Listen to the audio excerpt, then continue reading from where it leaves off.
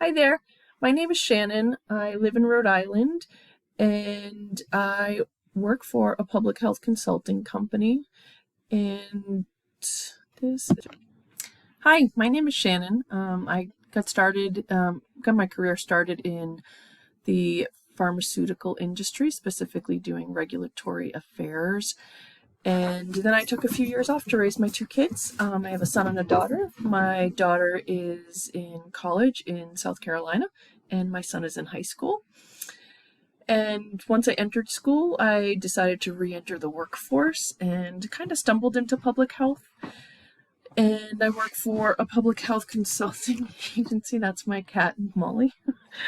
And yeah, I work for a public health consulting agency and I work on fatality surveillance of overdoses, violent deaths, child fatalities, and pregnancy postpartum fatalities.